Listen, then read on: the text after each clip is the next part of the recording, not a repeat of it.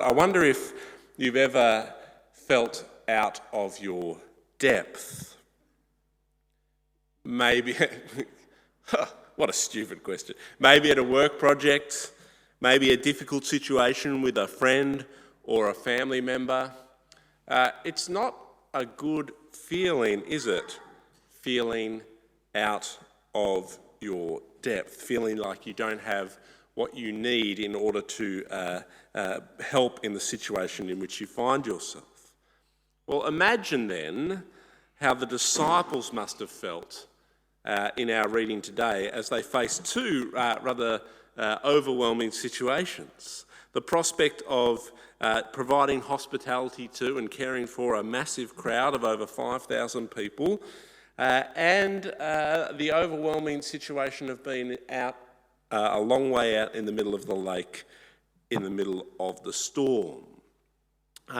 As we recap these two stories in a moment and look at just exactly what's going on and then consider what this teaches us about who Jesus is, one thing we're going to see is how Jesus meets these disciples in their weakness, in their inadequacy, in their hour of need, and it gives them the grace that they need.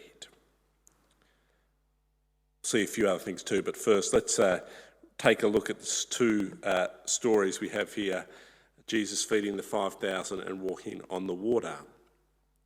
We see that Jesus in verses 1 and 2 of chapter 6 is still ministering in Galilee. We see that he's been there a while. You'll remember a couple of chapters ago that he was up in Jerusalem for Passover, flipping temples, and now we see it's nearly Passover time again and Jesus is still in Galilee. So there's been a long period of ministry for Jesus at this point in this part of the world. And of course, one might expect, as Jesus has been doing all sorts of miraculous things and teaching people and whatnot, that he's gathered quite the audience. And we see that here, don't we? There's this huge crowd, but it's getting dark and it's getting near the time where they need to do something about feeding them. And so, as he sits down with the disciples, Jesus asks them a question.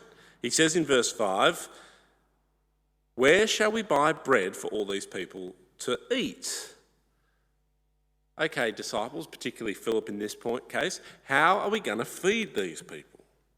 Now, of course, Jesus is acting like any good leader here, isn't it? Because Jesus knows what he's going to do, but he's asking a challenging question in order to provide an opportunity for growth and training for his disciples.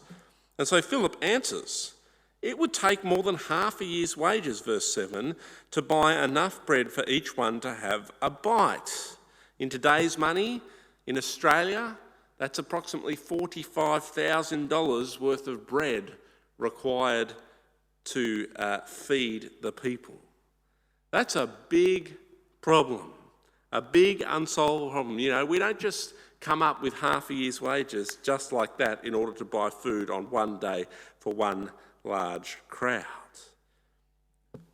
Philip basically says, I don't know where we're going to get enough bread for these people. The problem is too big.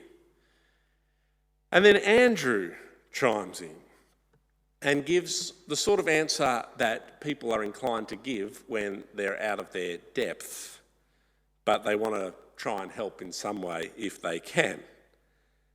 "Here is a boy with 5 small barley loaves and 2 small fish. But how far will they go among so many?" We all know that moment, don't we, where we've been in a situation where the task seems so impossible, and so you just do the best you can and offer the only solution you can think of. Well, I don't know how we're going to do it, but hey, I've got 5 loaves of bread and 2 fish, maybe somehow that'll help, that'll chip in. And of course, then Jesus does something rather remarkable with that offering. Jesus says in verses 10 and 11, "Have the people sit down." There was plenty of grass in that place, and they sat down. Jesus took the loaves, gave thanks, and distributed to those who were seated as much as they wanted. He did the same with the fish. And not only from those 5 loaves and 2 fish does Jesus make enough food for everyone, some 5,000 plus people, but there's leftovers. Verses 12 and 13. When they had had enough to eat, he said to his disciples, "Gather the pieces that are left over, let nothing be wasted." So they gathered them and filled 12 baskets with the pieces of 5 barley loaves left over by those who had eaten.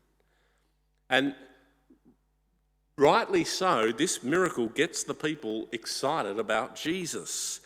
Wow, like look at this guy. He can feed 5,000 people, 5,000 men, plus women and children, by simply multiplying bread and fish. This is amazing. This is the one whom we've been waiting for. And they say in verses 14 and 15, don't they? Surely this is the prophet who has come into the world. And we see a window into Jesus' mind here and a window into the people's mind here, that they want to make Jesus king by force. And so Jesus withdraws from the crowd, and the disciples are left there before they head down to the boat. It's interesting, isn't it, that the people think that they know who Jesus is, but they sort of get wrong what that means. And we'll have a look at that in a moment. But after this happens and they withdraw, the disciples are there, evening comes, and so the disciples decide to head out onto the lake, verses 16 and 17. When evening came, his disciples went down to the lake, where they got into a boat and set off across the lake for Capernaum. By now it was dark, and Jesus had not yet joined them. And as they head out on the lake, a storm hits. Verse 18, a strong wind was blowing, the waters grew rough. And they get a fair way out into the lake in the midst of this storm, or before this storm hits. When they had rowed about 3 or 4 miles, we read in verse 19. In 3 or 4 miles, some Bibles there put it into metric terminology for you. It's about 5 to 6 kilometres. And I spent some time on Google Maps trying to work out if I could help you understand just how far out into the lake that is, so you can get a sense of how far away from land they were. But from Symonds Park to the other end of if you stand at the edge of Symonds Park, which is where the kids' playground is, and you look out to the end of the Tasman Bridge, that's 2.5 kilometres. So 5 to 6 kilometres is twice that distance in one direction. That's a long way away from any hope of getting back to land in the midst of a storm. And it's a long way away for Jesus to turn up, walking. Jesus is approaching the boat, walking on the water, and the disciples are scared.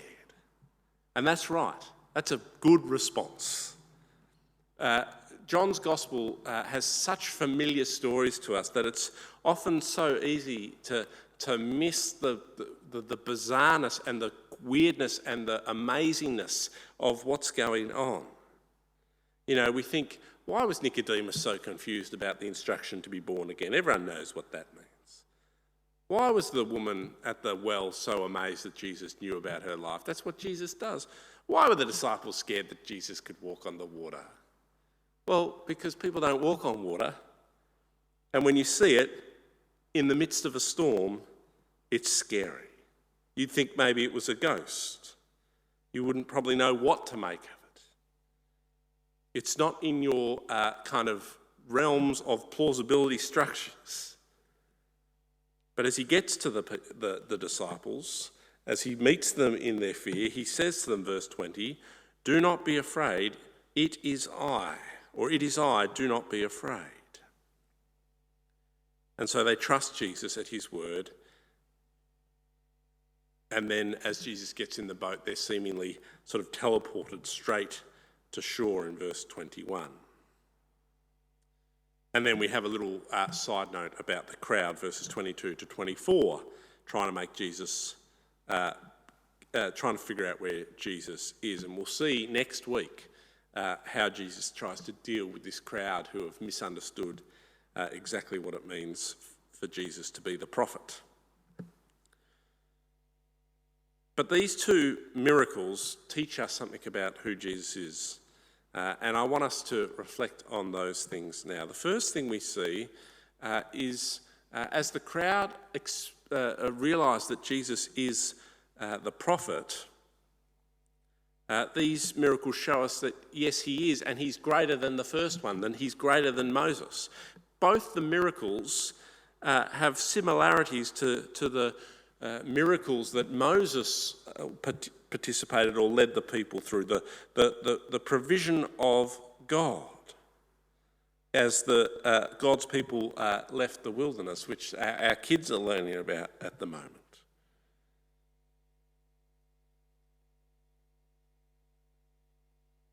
Deuteronomy 18:15 says, Moses says to God's people this: "The Lord your God will raise up for you a prophet like me from among you, from your fellow Israelites. You must listen to him."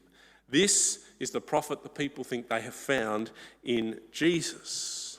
And just as Moses led God's people through the Red Sea under his leadership, and God provided them with provision of food, of manna in the wilderness, now we see Jesus, this prophet whom God has promised, having command over nature, multiplying the loaves and fishes, providing for the people, and leading his disciples to safety as he walks on the water, has command over it, meets them in the storm and brings them to safety. This prophet is indeed here.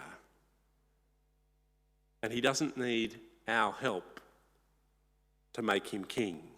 He already is the king of the world. He already has power over nature.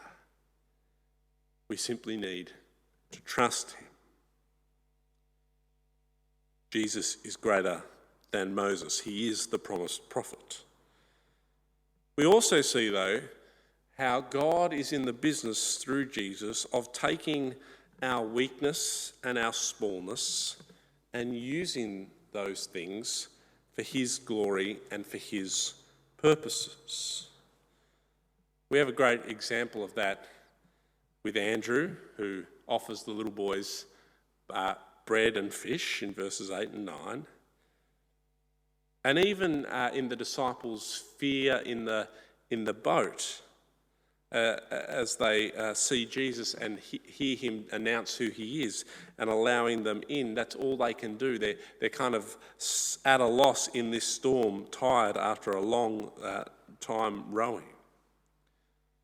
But God is in the business of taking our weakness, our smallness, our insignificance, and using that for his glory and purposes. Paul talks about this in 1 Corinthians. Let me read to you from chapter 1, verse 27. God chose the foolish things of the world to shame the wise. God chose the weak things of the world to shame the strong. God chose the lowly things of the world and the despised things and the things that are not to nullify the things that are. Or, as one commentator reflects on this passage, Andrew does not see how the child's lunch can be of help, but just such weakness is characteristic of the way God provides. God chooses what is foolish, weak, lowly, despised, and even non-existent. He is the God of the impossible, and the salvation of each of us testifies to this. It is precisely because the disciples are out of their depth that they are forced to rely on Jesus for their help. And that goes, as that commentator notes, all the way for us to our salvation. None of us can save ourselves. All of us need Jesus.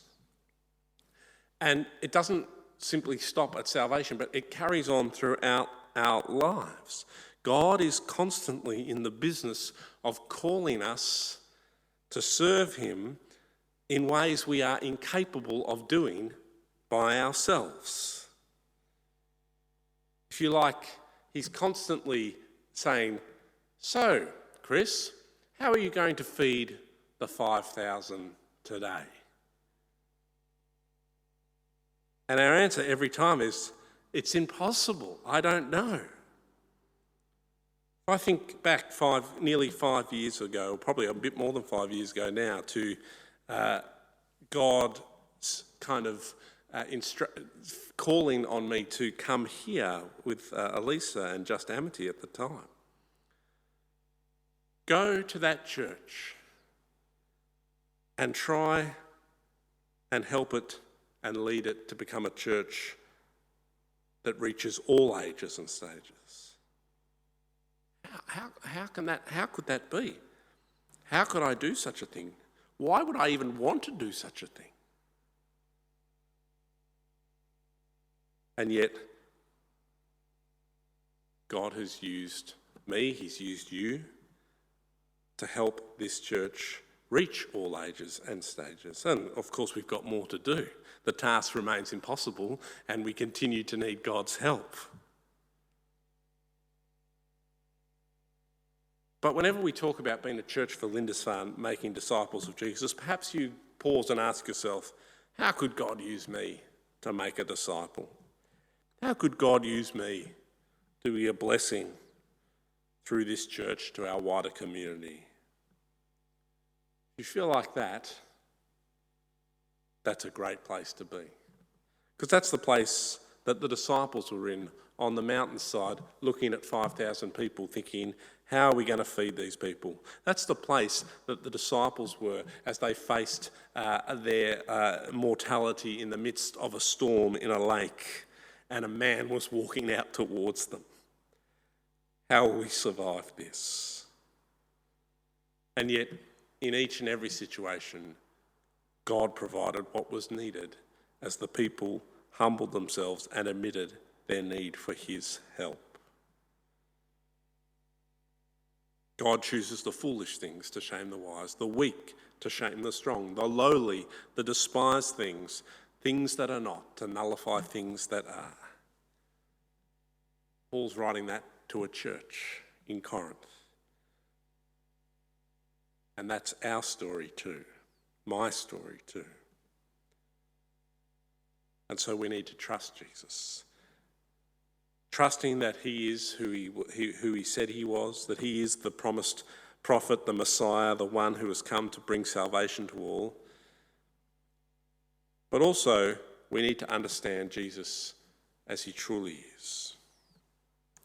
The people rightly identify Jesus as the promised prophet, but they wrongly understand what that means, don't they? They want to make him king by force, we read in verse 15. And as we think about using our weaknesses and seeking to serve God with the things that he has given us, it's easy, isn't it, for us to come up with our own ideas and to confuse them with God's will.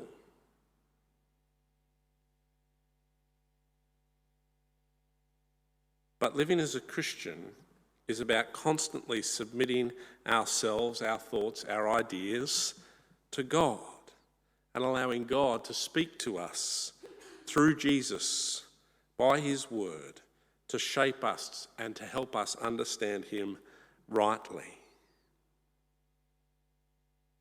The disciples have to trust Jesus for who he is in the middle of the storm when they see him walking on the water.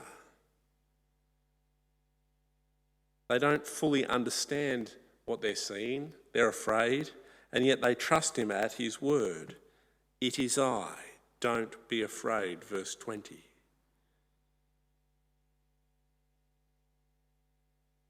In those three words, it is I, Jesus reveals a lot about who he is. There's some debate about exactly what Jesus meant, but given the context of just having fed the 5,000 and the fact that he says it as he's standing on top of water, and we have places like Psalm 107 or Job 9 verse 8 that talk about God's sovereign power over the water, it's likely that in those three words Jesus is revealing something to the disciples of who he is. a reference back to Exodus again, that Jesus is not just the prophet, but he is indeed God himself in the flesh. You remember the story of God appearing to Moses and calling him to lead them out of Egypt. And Moses says in Exodus 3:13, "Suppose I go to the Israelites and say to them, 'The God of your fathers has sent me to you,' and they ask me, 'What is his name?' What shall I tell them?" And God said to Moses, "I am who I am. This is what you are to say to the Israelites, 'I am has sent me to you,' or 'It is I has sent me to you.'" In the midst of the storm, in the midst of the great fear for their lives, Jesus is saying, I am is here. Trust me. Let me help you. Let me bring you to safety. And just like the disciples, we too need to trust Jesus as God in the flesh. We need to allow his words to shape us. And we need to offer ourselves in our weak, foolish states humbly to him and allow his power to work through us for his glory. You think you're useless? Then you're in the exact right place. God wants to use your uselessness for his glory. So let me finish by asking you 3 quick questions to reflect on this week. Who is it that you think Jesus is? The promised prophet? God in the flesh? Do you understand his word to reveal him as truly our Saviour and Lord? Do you believe that God can use you for his glory, no matter how insignificant you may feel? And finally, do you continue to trust his word and allow it to shape you?